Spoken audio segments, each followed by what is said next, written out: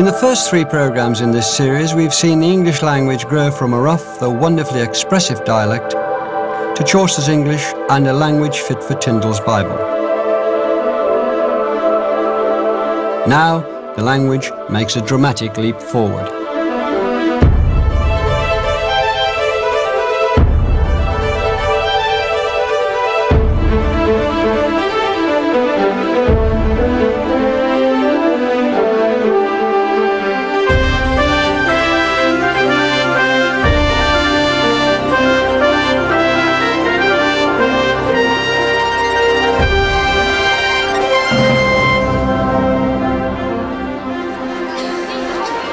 Over 400 years ago, here on London's South Bank, lived and worked the man who was to become the greatest English writer, the greatest master of language of all time, William Shakespeare. Shakespeare wrote at the end of the 16th and the beginning of the 17th century. This was the period of the English Renaissance, a word that was borrowed from French, meaning rebirth. During this time, the English language too was reborn. English vocabulary was rapidly changing. It expanded, grew, flowered, and exploded with new words. This is the story of the growth of Shakespeare's English. And it's an adventure that starts on water.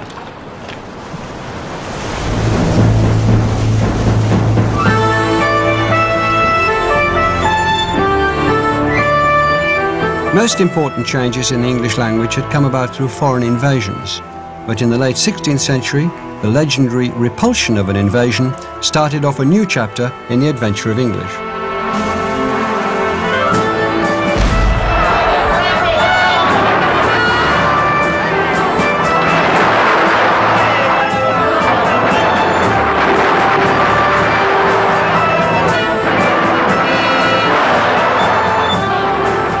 In 1588, English ships were battling it out with the Spanish Armada.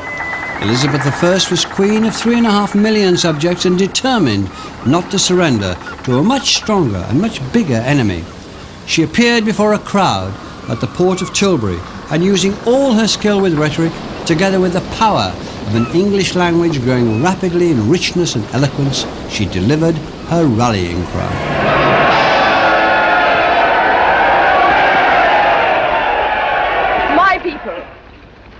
I am come to live or die amongst you all, to lay down for my God and for my kingdom and for my people, my honor and my blood, even in the dust. I know I have the body of a weak and feeble woman, but I have the heart and valor of a king, and of a king of England too. Not Spain, nor any prince of Europe shall dare to invade the borders of Elm. Pluck up your hearts. By your peace in camp and your valor in the field, we shall shortly have a famous victory. Elizabeth's famous call to arms at Tilbury, delivered here by Dame Flora Robeson in this 1937 film, has been told and retold for over 400 years. It's because Elizabeth understood how to use the new power and resonance of the English language to inspire her people. And this new power of the English language reflected the naval strength of a small country that was able to hold off the Spanish Armada.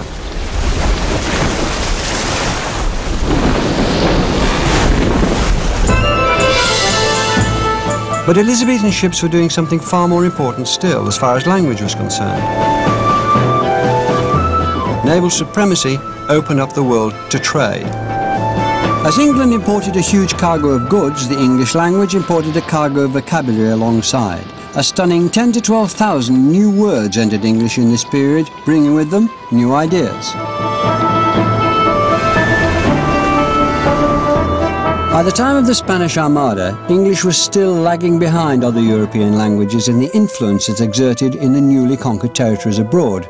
Portuguese had already made its mark in Brazil, and Spanish had been spoken in Cuba and Mexico for more than half a century. Elsewhere, Arabic had spread through the Middle East over 800 years earlier, and Hindi was comfortably establishing itself as a vernacular, if not a literary language, throughout the Indian region. But on a very much smaller scale, English was at least beginning to make its mark. During the 16th century, it had begun to spread to parts of Wales, Scotland, and Ireland.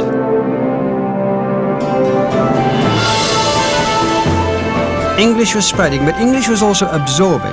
Some of the thousands of new words that entered the language came from just across the Channel. England's thriving maritime trade was most successful close to home.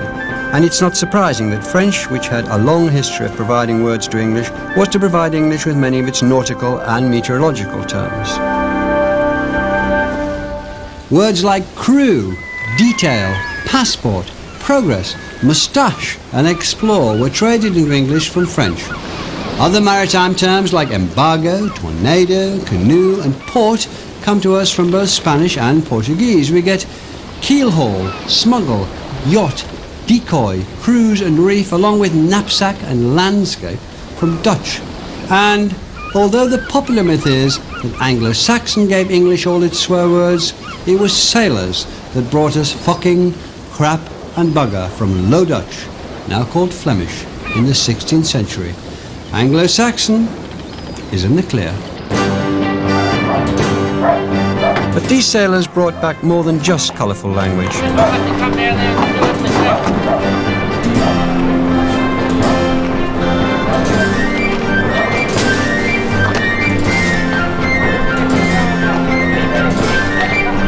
Their trading expeditions to Europe and the Spanish Main literally bore fruit and barrel loads of other goods that was to affect the English language at the most domestic of levels.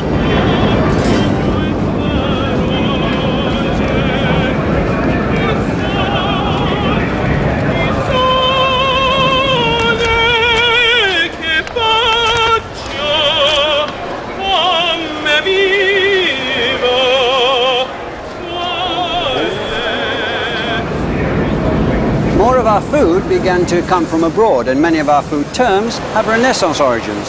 Spanish and Portuguese gave us new delicacies and new words for them too. Here at Borough Market, which would have existed in Shakespeare's day, we can see these goods such as apricots, bananas, limes, mandarins, yams, potatoes and anchovies, cocoa, maize and port wine. Meanwhile, the words for chocolate and tomato come to us from the French.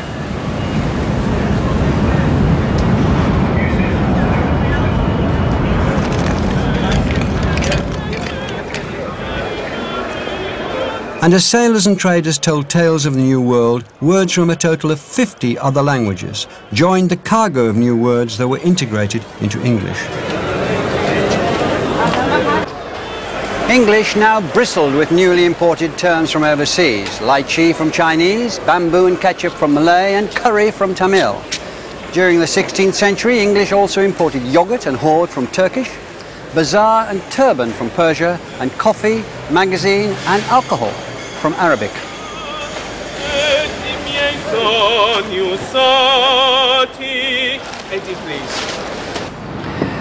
It wasn't just the traders who returned to England bearing their exotic goods and linguistic wealth. English artists, scholars and aristocrats explored Italy and its culture, which was the dominating influence of that time.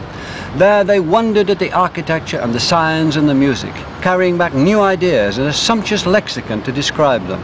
So balcony, still pronounced at that time in the Italian manner, balconi, as well as fresco, villa, cupola, portico, piazza, miniature and design are all from Italian, as are opera, violin, solo, sonata, soprano, trill, cameo and carnival.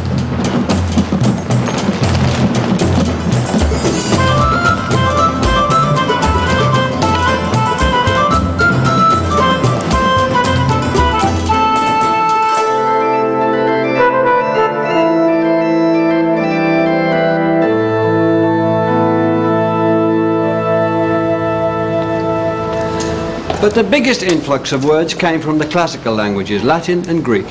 In the 16th century, here at Oxford and also at Cambridge, the Renaissance scholars wanted to revive Latin. They founded schools teaching pure and literary Latin and Greek, and they also translated classical texts into English. Honorem Domini nostri Jesu Christi et ad profectum sacrosanctae Matis Ecclesiae et studii. Latin is still used ceremonially today at Oxford University.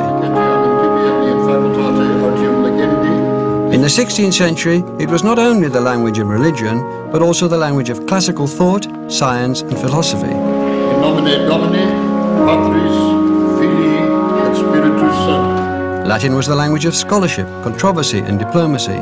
English scholars spoke and wrote in Latin so that they could communicate and debate with other European scholars. gracias a colegios del Societat Suis pro gradibus quaesitis conquessas tuisse et eostem mihi satisfidice. Latin had been spoken by some people in England for over 1500 years, since Roman times. But though it was the language of scholarship, on an everyday basis things were changing. Everyone, from the common people to the academics and the Queen, now spoke English and not Latin, even though Latin was still a compulsory subject in schools.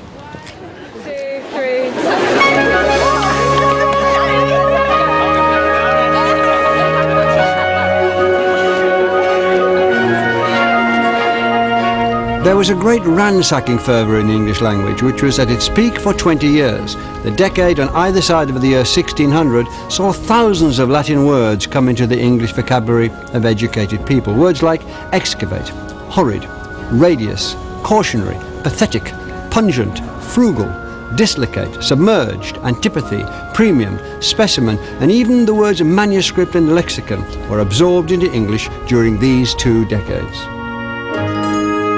Latin and Greek were the perfect building blocks for a new English vocabulary to describe the new concepts, techniques and inventions that were coming in from continental Europe during the Renaissance. This was a period of great intellectual and scientific fervour. During this time were invented both the ideas and the words for atmosphere, chaos, critic, strenuous and explain, along with the other Latin and Greek inspired words such as paradox, eternal and chronology. In fact, concepts and inventions are themselves words borrowed from Latin, and technique is of Greek origin. The developing field of medicine particularly relied on classical words. Still today, medical terms are in Latin and Greek, and many date from the Renaissance. Amongst the words that arrived at that time from Greek via Latin were skeleton, tendon, tibia, larynx, glottis, pancreas and sinuses. From Latin we also inherit our temperature, along with the parasites and viruses, the attacks of pneumonia, delirium and epilepsy that plague our health. Even our thermometers, tonics and capsules to cure them are all words of classical origin.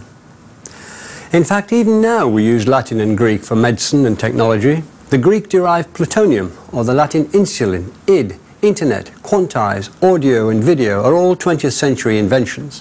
One of the most recent additions to the Oxford English Dictionary this year was the phrase quantum computation, which is purely Latin in origin. Latin seemed set to honeycomb English, but not everyone agreed with what critics called new inkhorn terms. Dissent was growing among the scholars. The scene was set for the national uproar of the inkhorn controversy.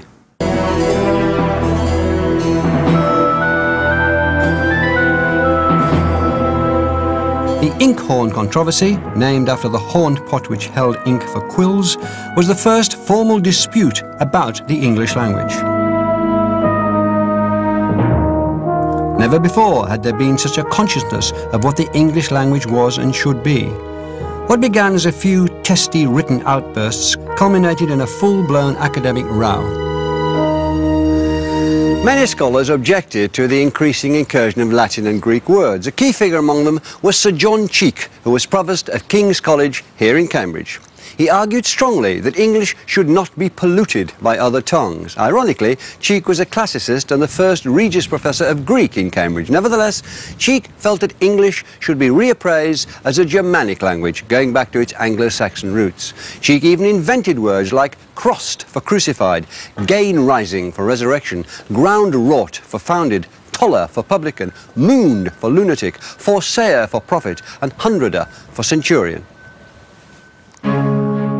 I am of this opinion, that our own tongue should be written clean and pure, unmixed and unmangled with borrowing of other tongues, wherein if we take not heed by time, ever borrowing, and never paying, she shall be fain to keep her house as bankrupt. Cheek wrote about the bankruptcy and counterfeiting of the pure English language, but it's again ironic that the very words he used, words like bankrupt, counterfeiting, and indeed the word pure itself, aren't of Anglo-Saxon or Germanic origin at all. They're from the Latin-based languages, Italian and French.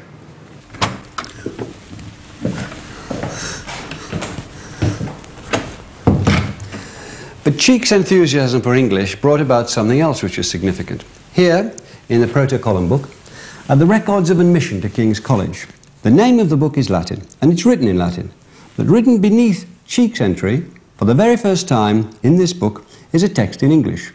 This short English note was the first chink in the classical armour that had protected scholarship and isolated it from everyday people. Look, it starts off in Latin, if we can decipher it.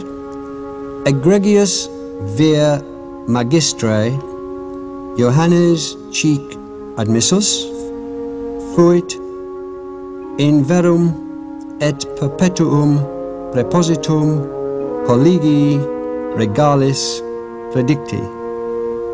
Which means that this worthy man, John Cheek, was admitted into the true and perpetual provostship of the aforesaid King's College. But underneath it is a short passage, and this is the Quiet Revolution, which is in English. It says, "First of all, I do protest and declare that otherwise I do not swear or promise anything thereby that should bind me contrary to the true doctrine of the Church of England." But however hard he tried to promote a pure English, Cheek and his supporters couldn't stem the huge influx of Latinate words that people had started using. No one could control the English language. By the end of the 16th century, over a period of some 60 or so years, the building blocks had been laid to create a language that we can still understand today, that we call modern English. In the modern English that we read and speak today, we hear some of these Latinate words that seemed oddest at the time, but some of these have survived. 16th and early 17th century words like industrial, exaggerate, mundane, commit, transmit, capacity, disagree, disabuse, necessitate and expectation, external, celebrate and extol. Curious at the time, but we use them today. However, Cheek may have taken some comfort in the fact that some of the thousands of Latin and Greek words coined during the Great Inkhorn controversy didn't survive. Through a process of natural selection, optostate to bear witness and fatigate to make tired have been lost, as have electrobus, meaning delicate, or deruncinate, to weed. Abstergify, to cleanse, eruption, a sudden removal, and subsessive, remaining over, have all slipped out of use. Nidulate, to build a nest, latrate, to bark like a dog, pity about that, and suppeditate, to supply, have also disappeared. Whilst a word like impede survived, its opposite, expede, didn't. As we explored the globe, so at home we explored the world of words. It's fun to poke fun at these creations, but they demonstrate the intense interest the English language inspired. People from the Queen to a young grammar school boy from Stratford, William Shakespeare of course, were reading an English language that was flush with thousands of new words and ideas. It was an English that could be used as a tool of power to rally spirits against foreign invasions. But it was also an English which could and did create a literature of the most remarkable poetry and flexibility. English already had a great author in Chaucer, but now the English language was to take on an even bigger challenge, to lay the foundations for a world language.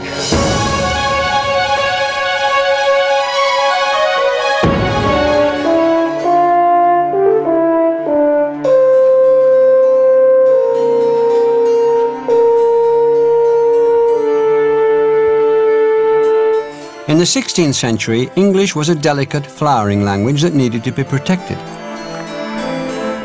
It had long been in the shadow of other European languages. There was such an interest in these languages that glossaries were compiled in the form of bilingual Italian to English, French to English, and Spanish to English dictionaries.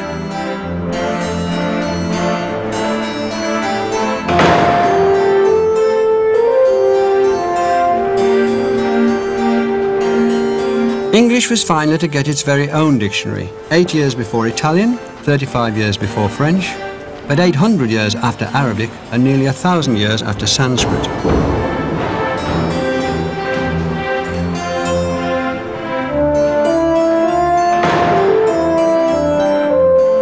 The word dictionary is first used in its Latin form Dictionarius in 1225 by an English scholar. And in many ways a dictionary is particularly suited to the English language, a language which has absorbed so many others. The very first English dictionary was put together in 1604 by Robert Corddry. He called it a table alphabetical, and this is it. It's a list of English words, mainly of Latinate origin, with a brief explanation. So we can see that the very first word in this only surviving copy of this tiny dictionary is abandon, cast away or yield up, to leave or forsake. We see that malady is a disease, or that summarily is briefly or in few words. Argue is to reason, and geometry is the art of measuring the earth. Elegance is finesse of speech, and empire is government or kingdom. Quadrangle is four-cornered, and radiant is shining bright. There are only 2,543 words in this very first English dictionary. It was a meagre word hoard, but a first attempt at a collection. It's by no means exhaustive. You don't find everyday words like shoe, cold, food or house, cow, wet, rain, dress, fish or love. More than anything, this little book was a recognition of the new status of the English language, as it declared on its first page, full of hard, usual English words borrowed from the Hebrew, Greek, Latin or French. Corddry intended his dictionary to be used by those who might not understand words which they shall hear or read in scriptures, sermons or elsewhere. This wasn't a book for scholars. It was a book for the ordinary people to catalogue new words and to explain the new ideas associated with these words. This was because the English population was growing more and more educated. One estimate is that by 1600, half of the 3.5 million population, at least in citizen towns, had some minimal literacy. But it was the good education of those brought up around the world of the Elizabethan court in grand homes like this one, Penshurst Place in Kent, that was to contribute strikingly to the adventure of English. In Tudor England, thousands of new words were absorbed into the English language. With these words came an intense interest in how to use them. The study of rhetoric, the art of public speaking, and composition became part of a good education. And rhetoric had a fine spokeswoman and speechwriter in Queen Elizabeth I, who excelled at it. She was a literary and educated monarch. She had private tutors. She spoke 6 languages and translated French and Latin texts. Furthermore, Elizabeth enjoyed writing poetry.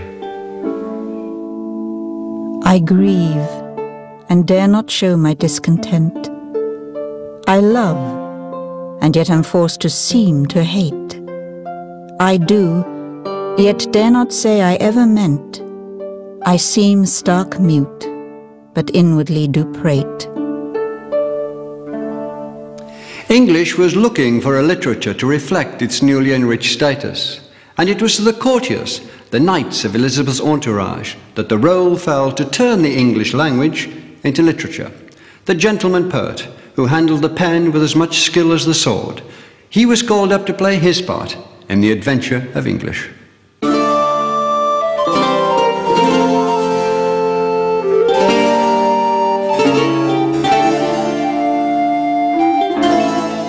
The courtier wrote for pleasure, and for him, writing, playing and moulding the language all became things to aspire to.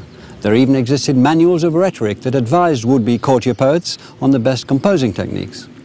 The perfect embodiment of the courtier poet was a heroic nobleman who was born here, in Penshurst Place, in 1554, Sir Philip Sidney. By his mid-20s, Sidney had already worked as Elizabeth's ambassador abroad and had written the finest collection of love poems of his age.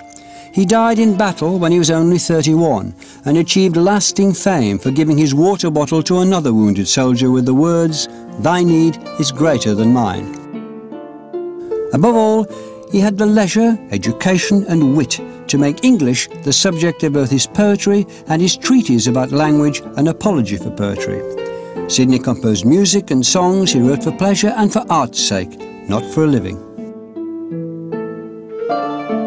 Fly, fly, my friends. I have my death's wound. Fly. See there, that boy, that murdering boy, I say, who like a thief hid in a bush doth lie. till bloody bullet get him wrongful prey. I talked to Catherine Duncan-Jones, Oxford Don and Britain's leading expert on the work of Philip Sidney, about his importance to the English language. What was new about that poem? I think what was new was the application of very bold, still very fresh, immediate words to what might be called a very trite, cliched situation. Words like bloody bullet and a thief who like a thief hid in dark bush doth lie, and that murdering boy, which make it sound as if the speaker has just been mugged and fatally wounded by one of these juvenile criminals who were very common in Elizabethan towns and villages, and I'm afraid are still very common now.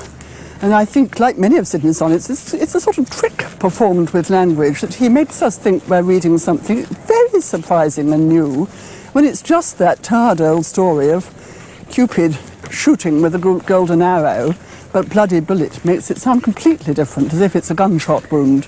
So what in general do you think Sidney did with the language that was given him, this sort of courtier, this man penning what could be a new English? What was he doing? Well, he was enormously expanding it. If you look at the Oxford English Dictionary online, look up Philip Sidney, there were 2,225 quotations from Sidney in the Oxford Dictionary. He was expanding it enormously, both the usages and the actual words, with foreign words, probably some words that were oral, some words that hadn't been used in literary language before, words that he had made up, essentially, by turning nouns into verbs and creating new adverbs and new forms of speech, like describing a cat, saying the cat is moving scratchingly, and nobody had ever thought of describing a cat moving scratchingly before. Numerous first usages are attributed to Philip Sidney. Bugbear, scummy as a term of abuse, dumb-stricken, miniature for a small picture. He was fond of adding words together to form evocative images ranging from milk-white horses, eye-pleasing flowers, well-shading trees, to more unusual ones like honey-flowing eloquence, hang-worthy necks, or even long with love-acquainted eyes. Would you say that around the time of Sidney, English was becoming a modern language? I think it was, because I think there was this sense that very modern things of the absolutely present moment could be done with it, as of course happens now with the new words we have with almost every month new words enter our language. I think that was that exciting sense that it was a language which was both very historical and carried many relics of Latin and Greek and Saxon, and yet was absolutely streetwise. What ideas was Sidney bringing that had not been expressed or as well expressed before? English and English culture could be as rich as French, Italian, even to name the enemy, Spanish culture. Sidney was very well informed about Spanish literature and culture too. It was actually Philip of Spain's godson, named after him. So a confidence in the English language as a medium in which great works of art could be produced, and everyday transactions could be carried on. They didn't have to be in Latin or in the kind of French used by diplomats. The English language could actually be used for important matters of state. Where be the roses gone, which sweeten so our eyes? Where were those red cheeks, which oft with fair increase did frame the height of honour in the kindly badge of shame? Who hath the crimson weed stolen from my morning skies? Which words linger then? Which words do we still use a lot? Phrases, comic, trite phrases like my better half for a much-loved spouse, which actually in its context in Sidney is tragic and now is a sort of sitcom cliche. I'll see what my better half thinks about that. But I think when that rather cliched phrase is used, people have no idea it goes back to Sidney's Arcadia. This is in the Oxford Dictionary, a word like far-fetched as applied to a narrative, or even what we're doing now, Melvyn, having a conversation, meaning exchange in speech. Sidney brought that into the language. Conversation used to mean just having dealings of an undefined kind with other people, but the specific application to having dealings through language was Sidney's. But for the uttering sweetly and properly the conceits of the mind, which is the end of speech, that hath it equally with any other tongue in the world. English hath it equally with any other tongue in the world. There's a sense of triumph there, a victory, even the sweet smell of success. Sidney was one of the courtly stars of poetry. Poetry became the benchmark for English. By the 1600s, poets like John Donne, Edmund Spenser, Ben Jonson, George Herbert and many more were writing lines like Johnson's "Drink to me only with thine eyes" or Donne's "No man is an island." They become everyday expressions. And in polishing their technique, the poets also polished English as a language fit for the most testing poetic and dramatic endeavours. But the flowery sonnets of the gentleman poets wouldn't have been understood in the area that we now know as Southwark or the South Bank. Just outside the City of London's jurisdiction, it was an area of disrepute, with thieves and vagabonds, taverns and brothels. It was the red light district of London in the 1590s. The prostitutes and thieves who prowled around this area had their own street slang, much as local gangs today have their own argot. We know that cove meant man, fumbles meant hands, gan was mouth, panam was bread, and skipper was a barn. Not many of these words have survived, but even today, cove is a slang word for a man. Most importantly, though, the language of the streets was a simple and direct communication, using single-syllable words and plain speech. By the end of the 16th century, theatres were a main feature in this dubious area. And the most famous was the Globe.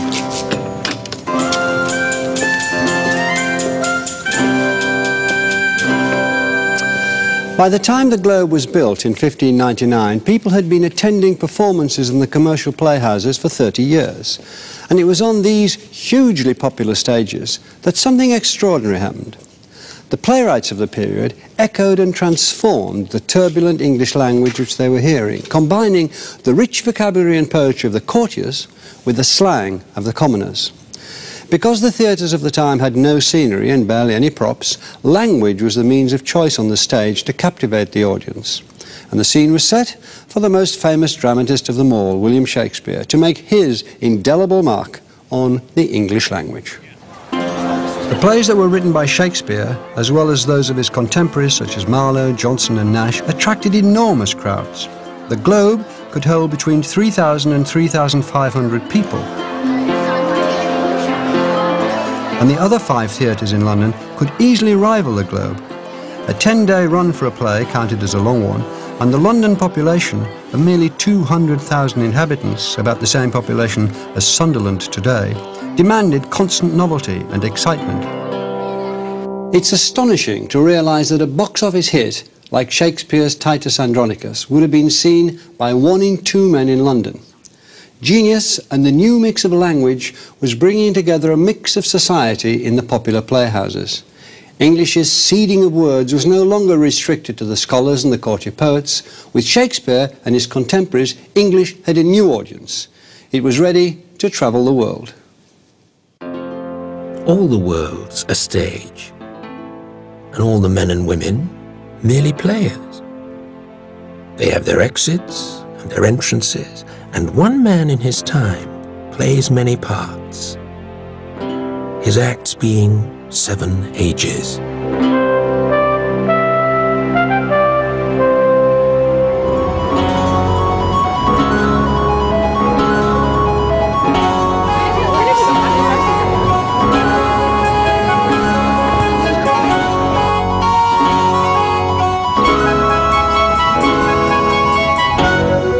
This is Stratford-upon-Avon, Shakespeare's birthplace. English's best-selling author has served the town well. 3 million tourists visit every year, making Shakespeare English's biggest export.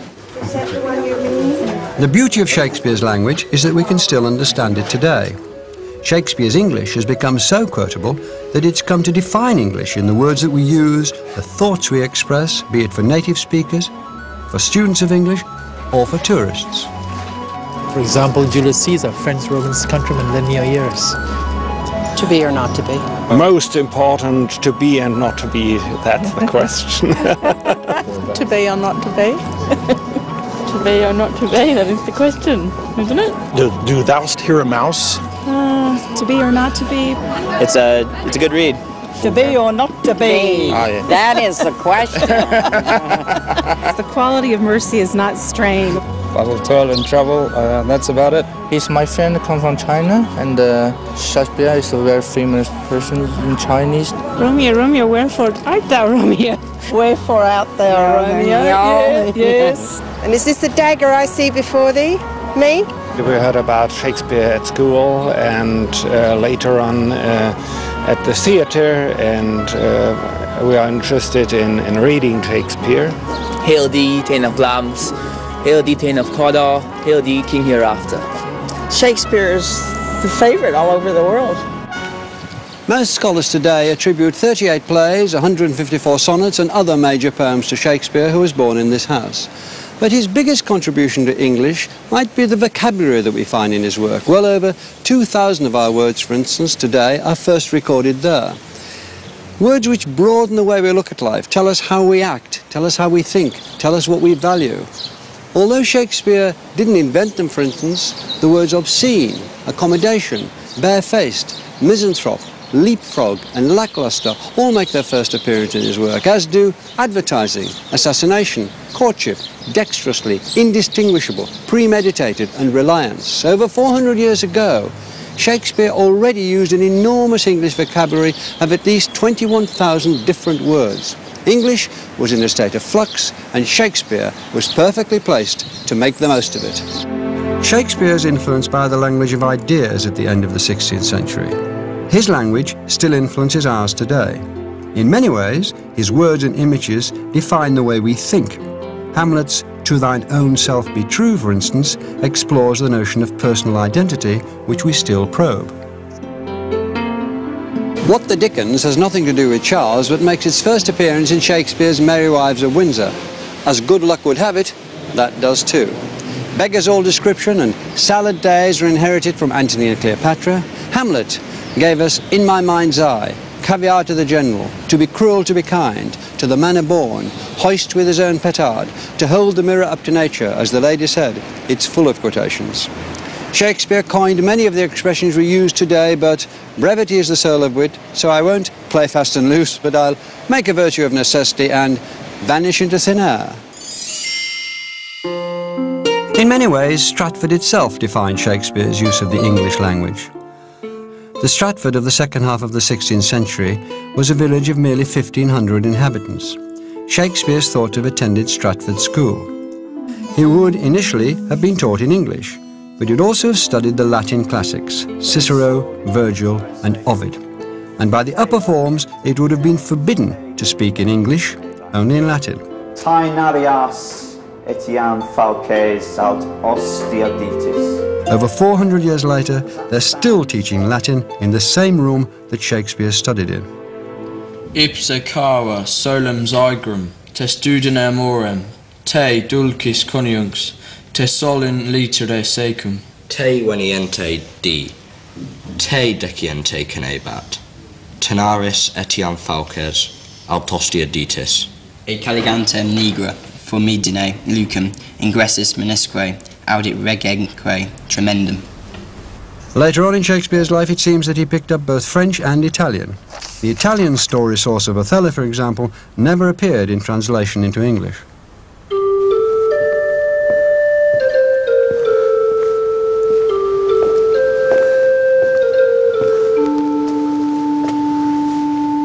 But Shakespeare's English education would have been completed at church.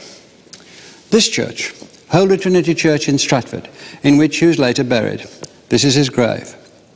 At church, as an adolescent, he would have had to read texts in English, especially Tyndall's English Bible. Shakespeare didn't go to university, and early on he was mocked for that by the London wits who'd benefited from university tutoring. But just a church and a grammar school education were to provide the young William Shakespeare with the language base that he needed to become English's greatest playwright.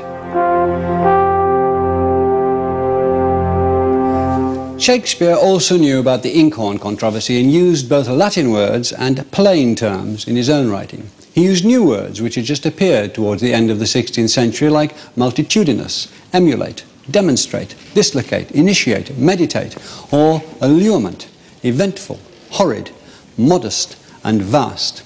He invented and was also fond of compound words like hugger-mugger, baby eyes, fair play, break-vow or pell-mell, smooth-faced, widow comfort, canker sorrow, bare-picked, basilica like half-blown and ill-tuned, which are uniquely his.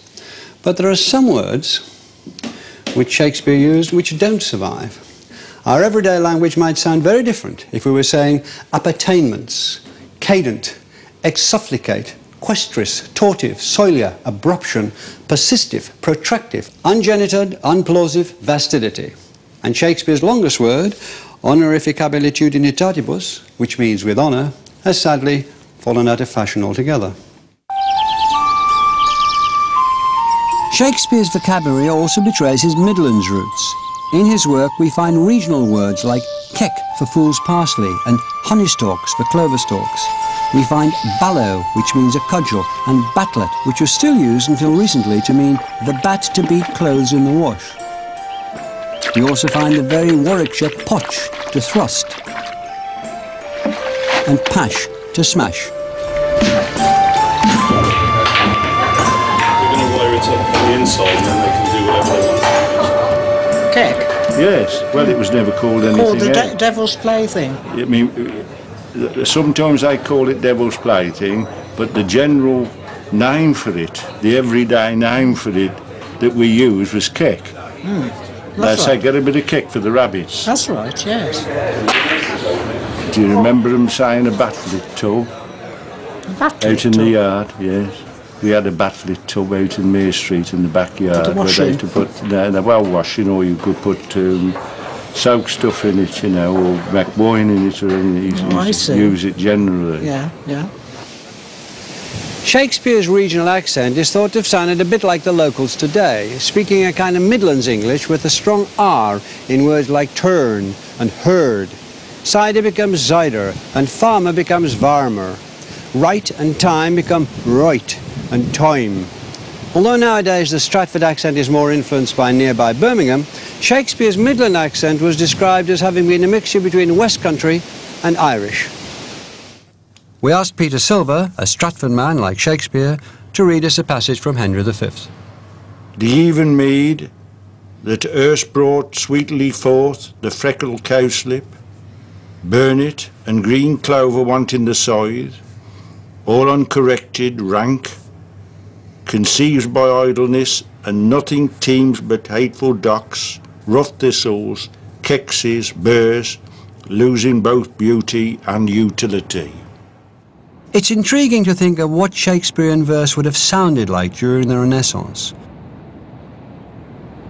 John Barton, an expert on speaking Shakespeare, thinks it would have sounded like this. Once more into the breach, dear friends, once more, or close the walls up with our English dead. In pace there's nothing so becomes a man as modest stillness and humility. But when the blast of war blows in our air, then imitate the action of the tigger, stiffen the sinews, summon up the blood, disguise fair nature with hard favour's rage, then lend the eye a terrible aspect, let it pry through the head like the portage of the brass cannon, let the brow o'erwhelm it, as fearfully as doth the gold rock, o'erhang and jutty his confounded base, swilled with the wild and wasteful ocean. Inside that wonderful speech, have you got any particular words or stresses that you say, look, this is what they did then that we don't do now? Shakespeare was very free with words and would scan the same word differently within the same scene or speech, like whether you said complete or complete. That was poetic license and for writing more freely. I think that we tend to look down the wrong end of the telescope if we don't allow that they actually were not yet quite settled on spelling, that they were free to play games with words and language, and it was in dispute. That was the culture. The culture was a different one, which we've tended to codify.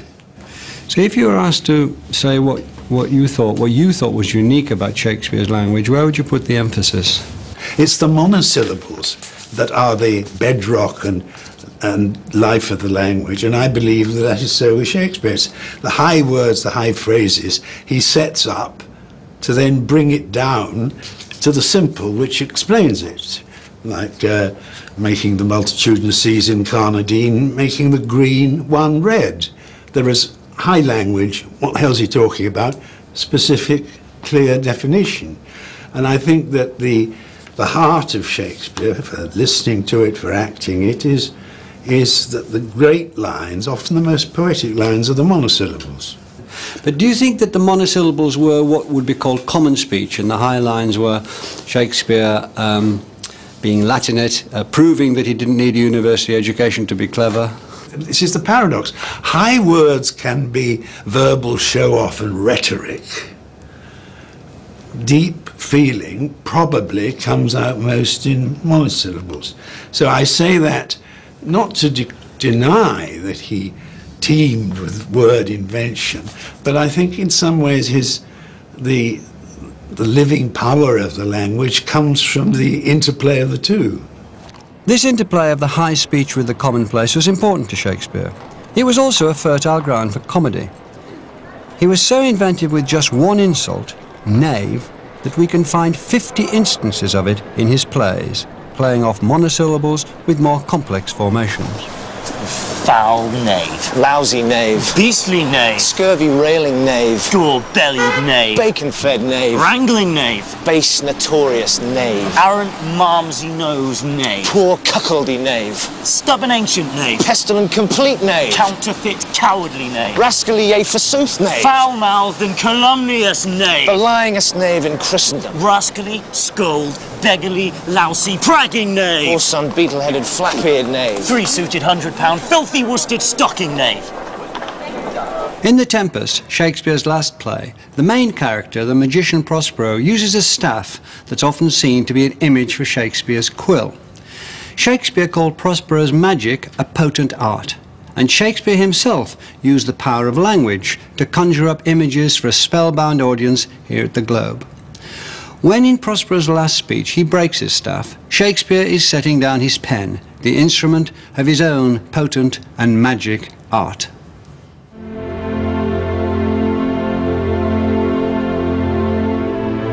But this rough magic I here abjure, and when I have required some heavenly music, which even now I do, to work mine end upon their senses that this airy charm is for, I'll break my staff, bury it certain fathoms in the earth, and deeper than did ever plummet sound, I'll drown my book.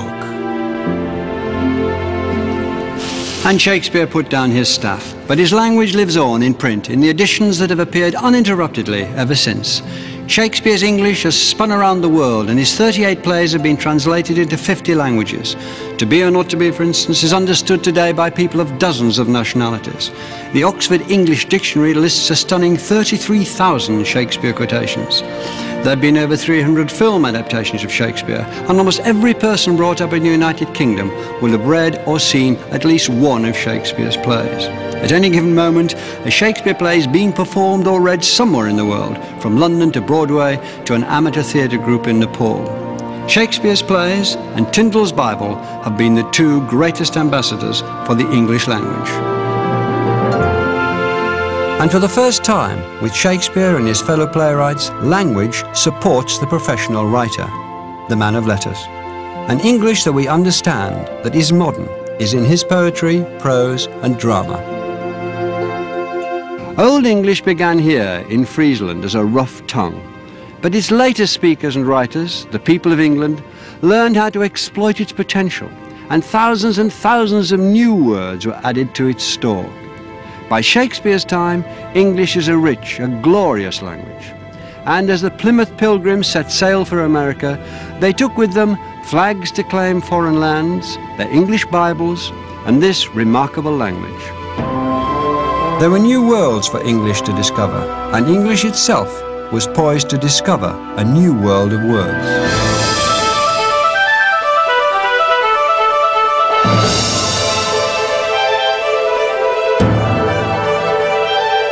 The Adventures of English is available as a DVD, audiobook and book at Dymocks and a DVD at JB Hi-Fi.